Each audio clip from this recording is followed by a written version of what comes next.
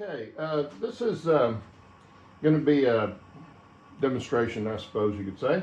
I don't have any more mountains to build on my layout, but I've had people ask me how I build them, what's underneath them, how I finish them out, painting and all that stuff. So this is going to be kind of a little process. It takes a couple of days, 3 days to do all this because you got to let stuff dry.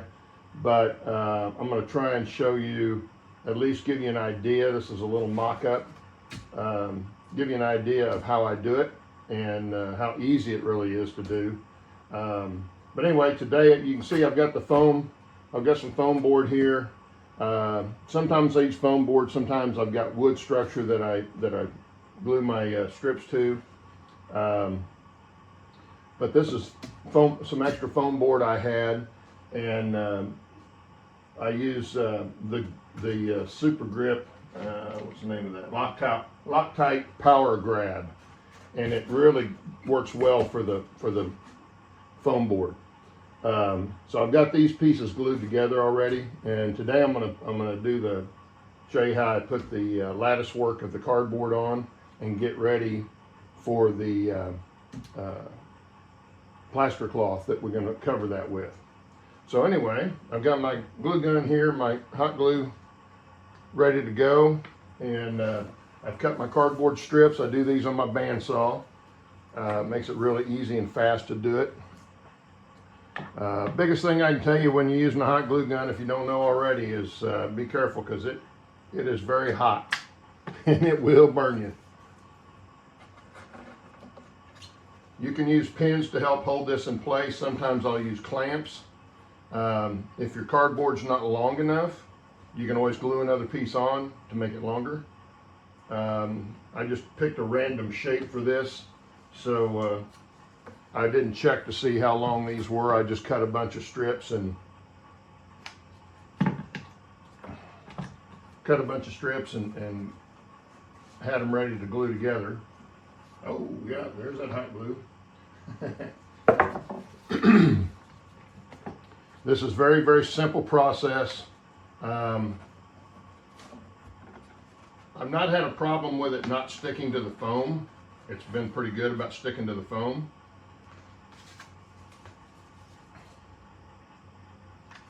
It doesn't seem to melt it or anything, but it will burn your fingers. So, you know, if you, like I did there, push down on it and not watch for the squeeze out, it will definitely burn your fingers. Anyway, you can see I just do several like this. Get vertical pieces all put in where I want them, pretty much where I want the slope to be. We're not going to worry about the bottom edge right this time. We're going to get all these top ones put in first. And as you come down and get lower, you can take your strips and tear them in half, or in a third, or whatever it takes to get it down there.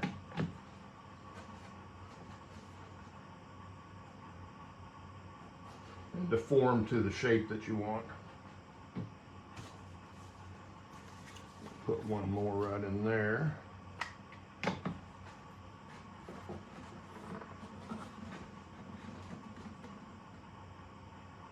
Sometimes I use little plastic clamps and stuff to help hold these on. You'll see that here in a minute when I start doing the horizontal pieces. Until they get, you know, it holds them together so I can move a little faster.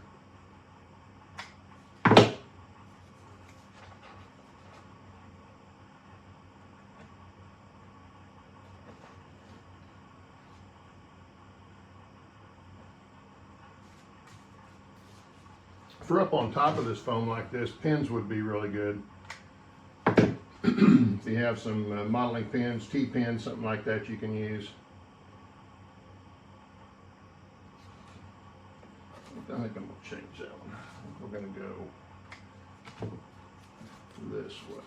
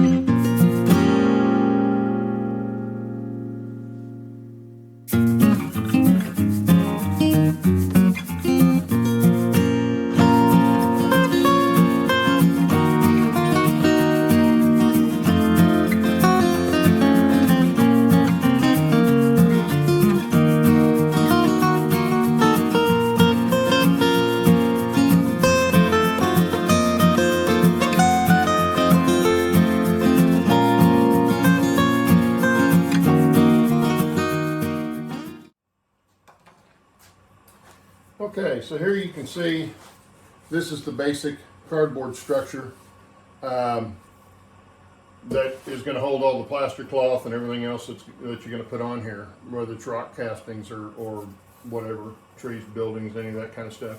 One of the things I didn't tell you earlier was I cut these strips.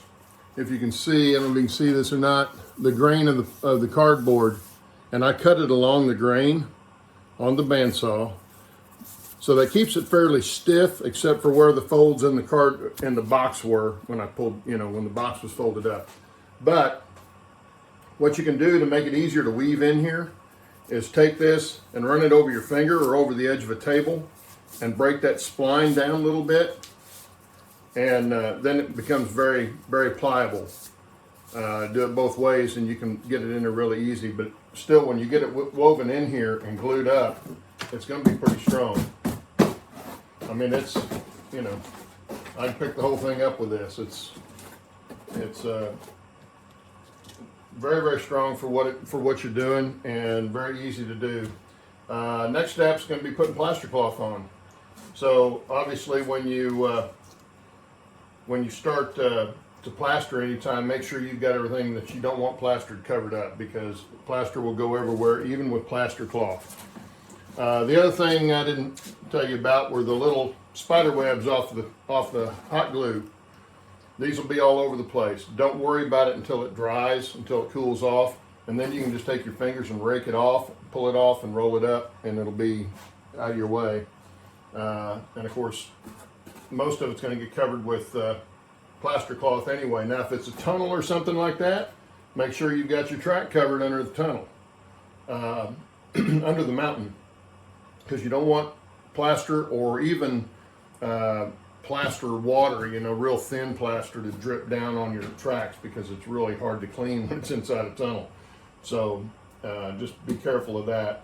But anyway, this is the basic structure, and now I get set up and show you how to put some plaster cloth on it. You guys probably already know this, how to do it, but I'll show you how I'm going to do it, because I'm going to go through the whole process, and we'll make this a finished mountain, at least up to the painting stage. I don't know about ground cover. I may put some on it, but this is basically just a demonstration, so we'll see how that goes. Yeah, and just in case you thought I was kidding about the hot glue gun or the glue itself, this is from the glue itself stuck to my finger. Getting a pretty good little blister right there, so be prepared. I used about 5 glue sticks for all of this, if that much. I don't know if it's quite that much, maybe about 4. But anyway, we're going to do the plaster cloth now. This plaster cloth I bought at Hobby Lobby. It's readily available there. It's fairly inexpensive, and it's convenient because it's down the street from me. But you're probably familiar with plaster cloth. It's plaster impregnated cheesecloth, basically. This works real well. You can also use paper towels. Mix up a light slurry or thin slurry of plaster, but you got to work really fast with it. So I don't like it for that reason. That's what I did most of my big mountain with. But you got to work really fast because the plaster starts to set in the pan. This way, you've just got a pan full of water. I like to use a paint tray because it's got the reservoir at one end, and this you don't have to set it all the way down in the pan. I just run it through and make sure it gets wet, and then I'm ready to set it up on the cardboard structure. You probably can't see this. I don't know that I got the camera set right. Anyway, you just get it wet and then come in and set it on. Now this is going to be your base, so it doesn't have to be perfect. You can pull out as many wrinkles and stuff as you want, and I'm not sure if I'm going to have enough plaster cloth for this project. I didn't think about that, but this is what I had left over.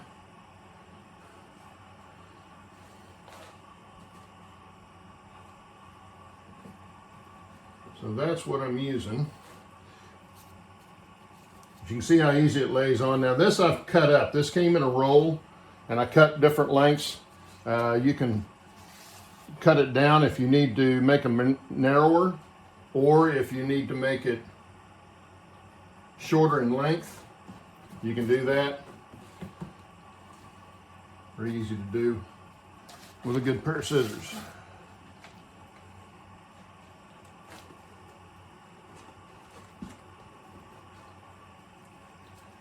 I've got some still pictures I'll probably put in here in some places to show you what I just finished doing on the layout. But I know some people were asking about my process in doing this right here and painting and stuff, and that's why I thought, well, I'll just do a little mock-up and show everybody. Yeah, I'm not going to have near enough plaster for all this, so the whole thing's not going to get covered, but we'll get enough that you'll get the idea. You can make your little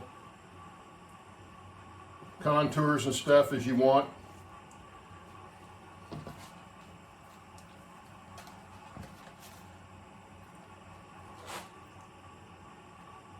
Let's just go right here with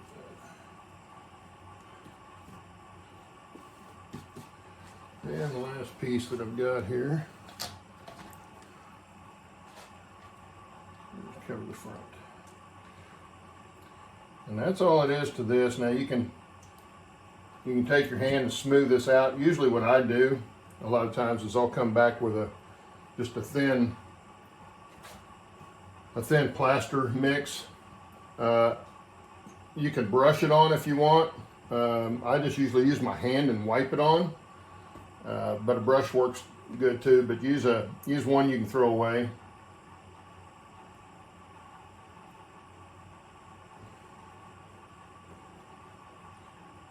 And then of course you can come back in with Sculptamold and stuff too and around your rock castings, but that's all we're going to do right now. I'm going to make up a couple of rock castings we'll put on here, and I'm not going to do the whole mountain. I'm just going to do a few so I can show you how I paint it, and we'll go from there. Okay, so now I've got the plaster cloth on here is dried. I'm going to come in and put a thin coat of plaster on this. Just to cover all the holes in the cloth and the wrinkle, the edges of the cloth, that sort of thing. There again, you don't have to be perfect with it because you want it to look natural. So the more irregular it is, the better it's going to look. But let me go mix up a little bit of plaster. We'll get that put on here, and then we'll start putting our molds on. Okay, I've mixed up some plaster. You can use any kind of plaster for this, hydrocal, plaster of Paris, pretty much anything. This I got from, it's craft plaster from Hobby Lobby, just because they're down the road from me. Anyway, I just spread it on and smooth it out, and I've got rubber gloves on here, or nitrile gloves that I'll spread some of this out with. And all you're trying to do is fill in all the gaps and stuff. Don't worry about what it looks like right off.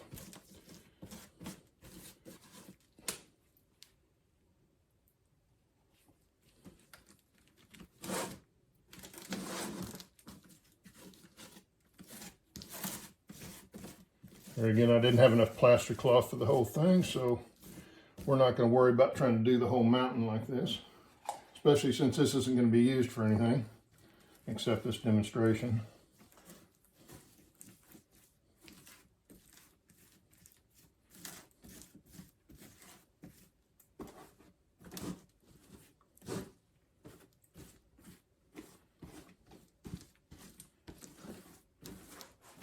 And I usually do it in a downward motion.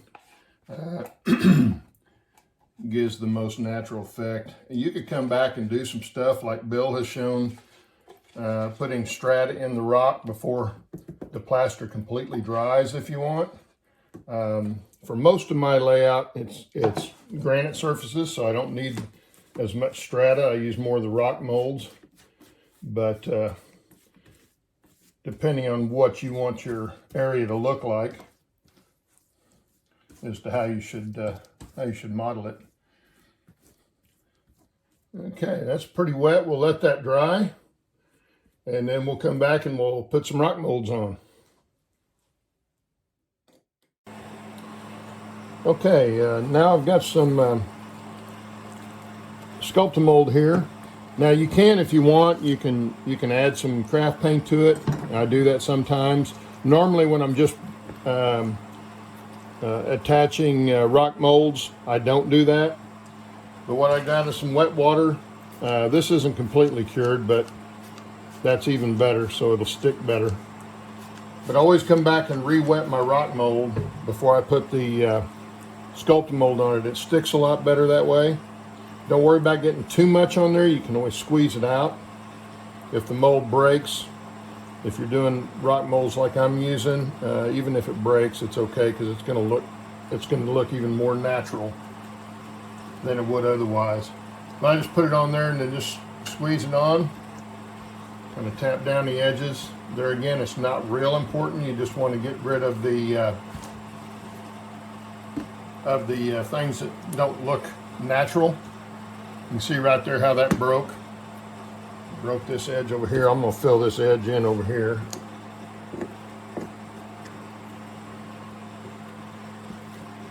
And of course, it doesn't look like much when it's wet, as you probably know.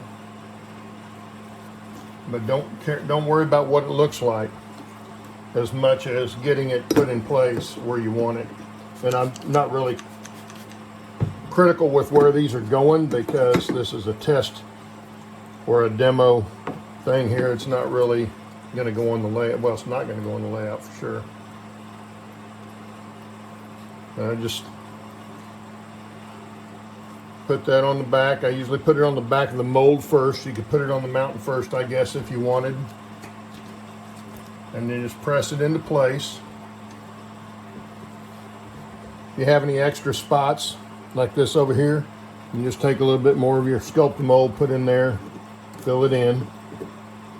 Now, one thing about sculpting mold and using any kind of other plaster, 99% of the time, it's going to take color differently, which isn't a huge deal.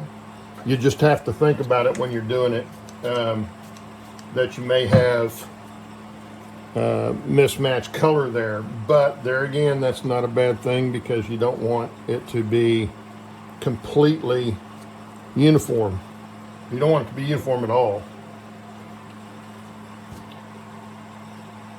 And I just made up a few rock molds. I didn't even pay much attention to which ones I got.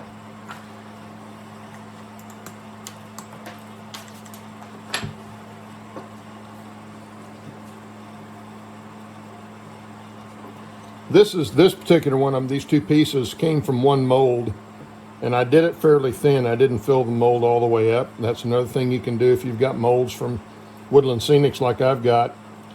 You can vary the rocks that you're putting on by not using the whole mold. Just use part of the mold. And it's amazing the difference it'll make and how it looks.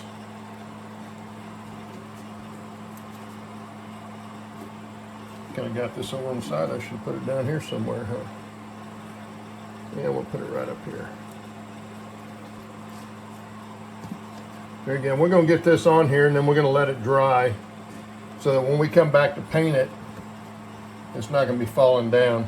The other thing you can do when you're doing this, when you come back, if you've got dried plaster somewhere that you don't want it, just take you some kind of molding tool, even a screwdriver, and just scrape it off. Carve it off of where you want it. When you're doing these rough rocks like this, it's just going to look even more natural. And don't worry too much about, I don't know if you can see this in here, too much about these areas in here. Those are going to be darker areas anyway. And when we paint, we're going to make sure those get enough black in them, so it's definitely got a shadow on it.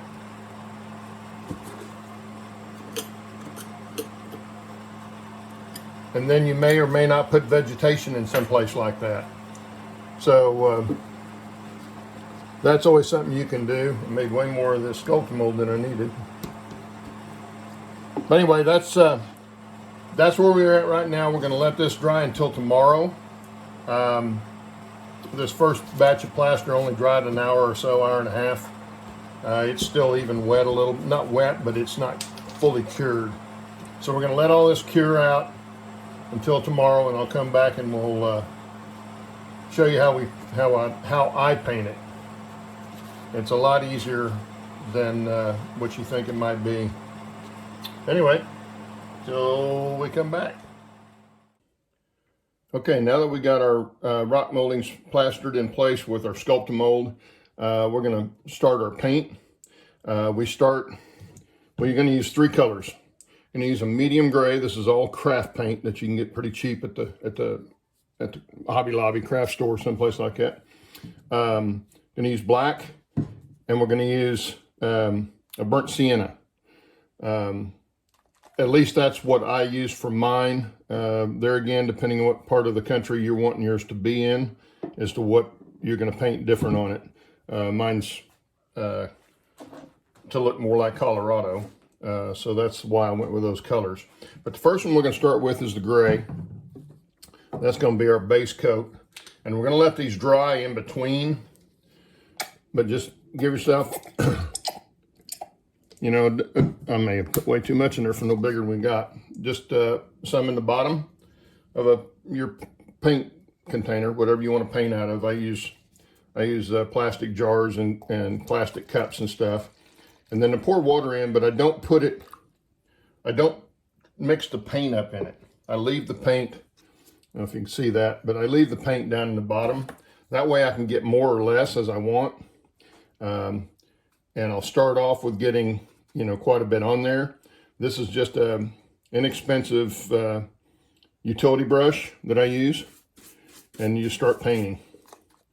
Just dab it on. Keep some paper towels close to you, and what you can do is use the paper towel. If you get it too dark or something, you just come back, wipe it off or dab it off, dab the drips off, and then just make sure you cover the whole thing. Now down in the cracks and stuff, I try to get a little darker. I don't want to get it real dark, but I try to get a little bit darker. But we're going to cover everything, the rocks and all the plaster, just straight plaster on the mountain. Now our Sculpt-A-Mold does not take the paint the same way, but we're not too worried about that. By the time we get done, it'll look okay. You can see how I kind of get some of the darker, get a little bit more paint on the brush in places. And you can always come back and add water to it also if it's too dark. So you can see how I'm just dabbing it on here. I'm just trying to get all the cracks filled. I'm not too worried about it being perfect, because there again, we want it to be very random looking. And we don't want it to be too bold in one area or too uniform.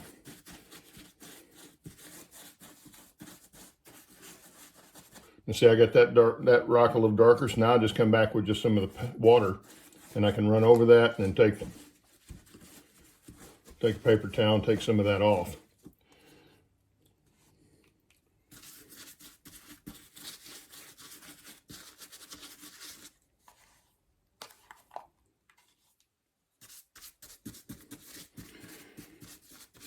And if you're going for, more of a Western look, you could use probably some browns, maybe a burnt umber or something like that on it.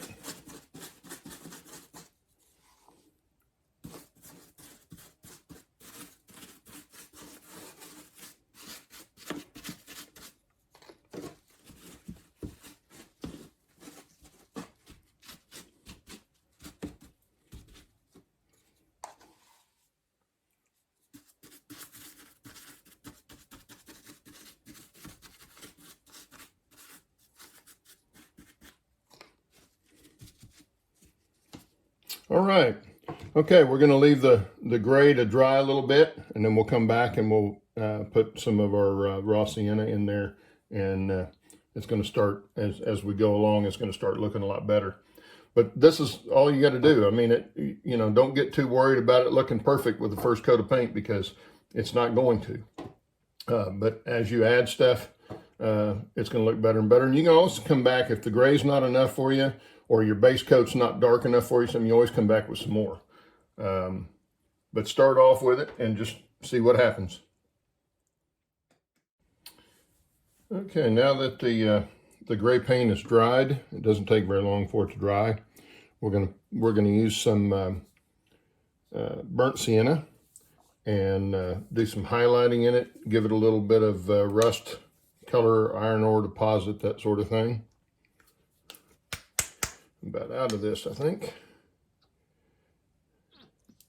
Okay, that should do. A little water. And our paper towel. I'm going to use we're going to use the same technique on this that we used on the other. Now, you don't have to worry about getting too much on there, because what you want it to do is get down in the cracks a little bit. Give it that subtle look. I generally do it on the whole thing and then dab off as I go. And when it dries, it's also a little more subtle, as you can kind of tell with the gray.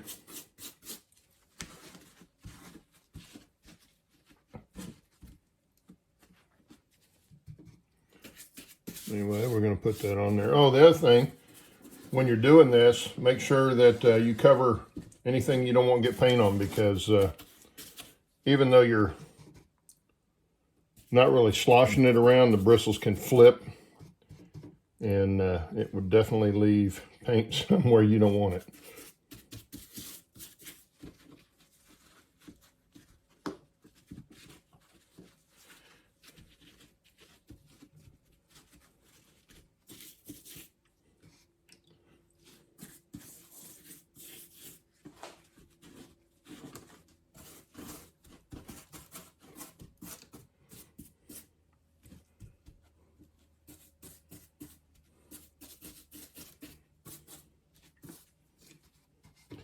You know, if you wanted to put in say you wanted an iron streak or something in it, where you have a lot of deposit coming down, you know, just put a little heavier bit on it and let it sit a little longer before you go to blot it. And there again, if you need it lighter, you can always add water to it.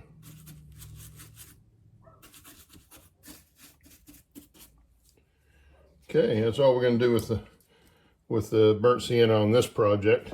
Next, we're going to put the black wash on it, and you'll kind of get an idea of what it's going to look like in the finished product.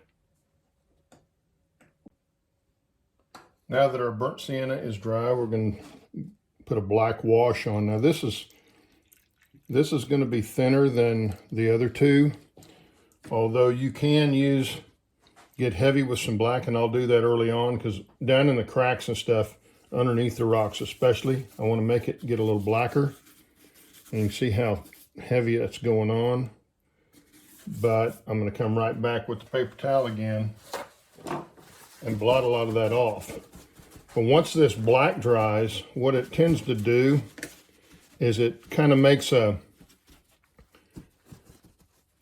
just takes the shine off everything. Not that this paint is shiny, this is all a flat paint, but it does tend to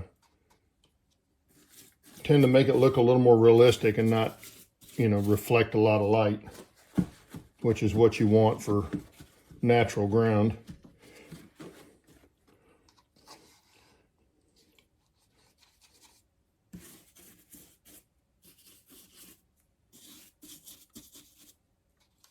There again, you get it on there too heavy, come back with just more water and wash it down. Thin it out just right there on the landscape. You can see how that black really starts to bring it in, all the crevices and all the stuff and all the rock castings, and make it look a lot better.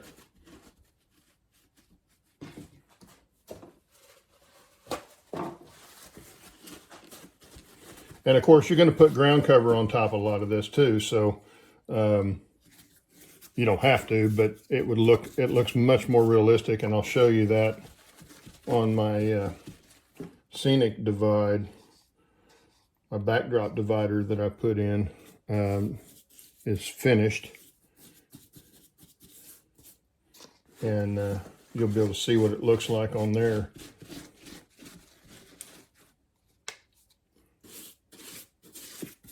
Here again, you want to go over the whole thing, at least with a thin wash. You can see how thin this is. It just runs down, but it takes all the bright spots off of it. And then when it dries light. It doesn't dry this dark.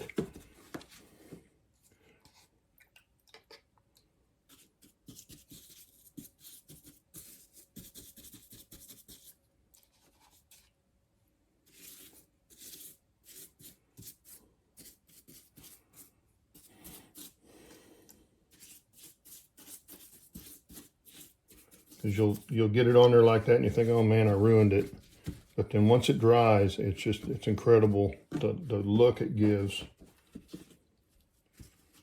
And I mean, that's how easy it is. You can see it didn't take long to do except for letting the plaster dry and the paint to dry. But it really looks good once you get trees and some bushes on it and some more ground cover. I'm not going to do all that on here because I don't want to waste all the scenery materials, but I'll show you I'll take the camera upstairs and show you what it looks like on the layout, and what happens. But this is exactly the steps that I take, or took. I don't have any more to build. That's why I did this mock-up. But anyway, I'll take the camera back up there and you'll get to see what it looks like there. So here is the finished scene break between my backdrops. I have two different backdrops, one over here coming over the bridge, and then the one coming here for timberline. And so I put this tunnel in, and this is the last mountain that I'll build on the layout. That's why I did the demonstration, so you could see how I did it, because I had some people ask me how I painted it. So this is what we have. This is the finished product. It's got the ground cover on it.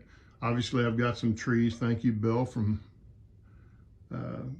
Model Railroading Adventures with Bill. Showed me how to do those trees, and they come out really nice. I really like them. They're fairly easy to make, and they look really good. They look a lot better than the Woodland Scenics trees. Anyway, you can see where I've got some of these little bushes and stuff here that kind of look like the ones in the background over here on this backdrop. But I found those at the hobby shop here in town, the Hobby Town had some of those. Then I added in some deadfall and some shrubs and a little ground cover. Ground cover, let me step in front of the camera here a second. The ground cover, like right here on top of the rocks, any horizontal surface or even slightly horizontal surface, you want to put a little ground cover on it. It's going to look more natural. I've got some of the rocks down, loose rock down at the bottom that would have fallen down. Some more deadfall. But this is, you can see how muted that black is now on there. It really brings it out and makes it look really good. I'm real happy with how it turned out. But anyway, that's kind of what the process was. Okay, I'll show you over here. Here's the tunnel coming in, and then the tunnel coming out, or vice versa, back behind the trees. And I tried to get the bushes and stuff to kind of look like the backdrop. It's pretty tough because it's a photograph. It must have been a little bit of a hazy day that day, or maybe that's how the printing process came out on that backdrop. But it does look like it's far off.